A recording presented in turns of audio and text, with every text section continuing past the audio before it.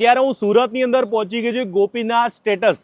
લોકો છે ને ભાઈ જ્યારે બને ને એની પહેલા જ લેવામાં આવતા હોય છે, કારણ કે તમને ડાયરેક્ટ સસ્તા ભાવમાં મળી જાય અને જોઈએ ફ્લોર મળી જાય અને બધી જ આપણને ખબર પણ પડી જાય કે ત્યાં કોણ રહેવાનું છે ને કેવા લોકો આવશે, કઈ રીતના બનશે આજુબાજુમાં, એટલે એની પહેલા જ લોકો બુક કરાવી લેતા હોય છે. તો અત્યારે ભાઈ આપણે કઈ જગ્યાએ આવે છે, થોડુંક નામ ને થોડુંક એડ્રેસ કહીએ.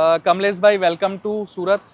આપણે કતારગામ એરિયાના ડભોલી એરિયામાં છે. કતારગામ એરિયો એટલે પોશ એરિયો કહેવાય સુરતનો. રહેવા માટે ગુજરાતીઓ માટે સૌથી બેસ્ટ પ્લેસ કહેવાય. અને આ એરિયો આખો નવો ડેવલપ થાય છે, ડભોલી એરિયો, અને ઘણું બધું ડેવલપમેન્ટ છે. અને પહેલી વાર આપણે કમલેશભાઈ લોકોની જરૂરિયાતને સમજીને આખો પ્રોજેક્ટ ડિઝાઇન કર્યો છે. બરાબર. તો આ જે ફ્લેટ બનવાના છે આખી બનશે કે અલગ અલગ છે? સિંગલ ટાવર પ્રોજેક્ટ છે. સૌથી મોટું રીઝન શું છે કે લોકો 2 ટાવર 4 ટાવર 5 ટાવર બનાવે છે, મેન્ટેન થતું નથી, એમાં રહી જાય કારણ કે પછી બહુ પબ્લિક હોય, એને મેન્ટેન કરવામાં બહુ પ્રોબ્લેમ થાય છે, મેન્ટેનન્સના ઇશ્યુઝ આવે છે. Single tower only 53 happy families માટે. ઓકે, એટલે આરામથી મેન્ટેન થઈ શકે. પ્લસ આપણે ગ્રાઉન્ડ +1 કમર્શિયલ્સ આપ્યું છે, દુકાનો આપી છે, એટલે દૂર જવાની કઈ જરૂર નથી. તો બધું જ દુકાને નીચે આવી ગઈ, પછી 53 જણા જ ખાલી રહી શકે એના માટેની બધા માસ્ટર બેડરૂમ આપ્યા છે કે શું? આપણે પ્રોજેક્ટને જોઈએ ને તો સૌથી પહેલા તો લિવિંગ હોલ 12x25 નો લિવિંગ હોલ છે. યુઝ્યુઅલી આટલો મોટો લિવિંગ હોલ કશે મળતો નથી.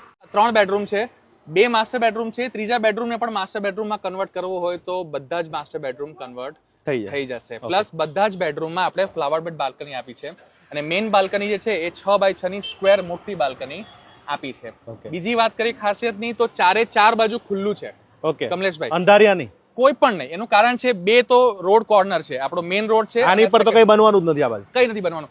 બાજુમાં school PP Savani radiant school છે, નવી જ બની છે.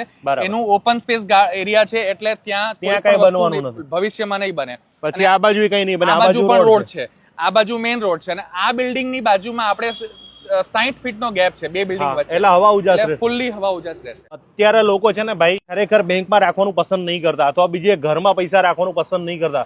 લોકો પાસે પ્રોપર્ટી હોય તો ઇન્વેસ્ટ કરવાનું પસંદ કરે છે, કારણ કે પ્રોપર્ટીની અંદર લોકો શું કરે ખબર છે, શાંતિથી બેંકમાં રાખવા અથવા એના કરતા તમારે આ પ્રોપર્ટીમાં ઇન્વેસ્ટ કરીને ભાડે ચડાવવું વધારે સારું, કે જે આપણાની આવક પણ થઈ જાય અને ભવિષ્યમાં જેટલા રોકાણ એના ડબલ પણ થઈ જતા હોય છે. કારણ કે એમાં કોઈ દિવસ પ્રોપર્ટીમાં આજ સુધીમાં બહુ ઓછી એવી જગ્યા હશે કે જે જગ્યા માઇનસ થયા હશે. લગભગ 90% પ્રોપર્ટી એવી છે કે એમાં પ્લસ જ થાય છે. અને બીજું કે કમલેશભાઈ, આ એરિયામાં 3 BHK ની બહુ જ ડિમાન્ડ છે, કારણ કે જે વ્યક્તિ 2 BHK માં રહેતું હોય એને પોતાની લાઈફને અપગ્રેડ કરવા માટે કરવું જોઈએ છે. સ્ટેટસ નામ જ એટલે રાખ્યું છે, પોતાની લાઈફને અપગ્રેડ કરે, સ્ટેટસનું અપગ્રેડેશન થાય. તો જેને ઇન્વેસ્ટ કરું લોન થઈ જશે, 80% લોન થઈ જશે. અને પ્રાઇસ કહી દો ને. આપણે 1630 સ્ક્વેર ફીટનો ફ્લેટ છે.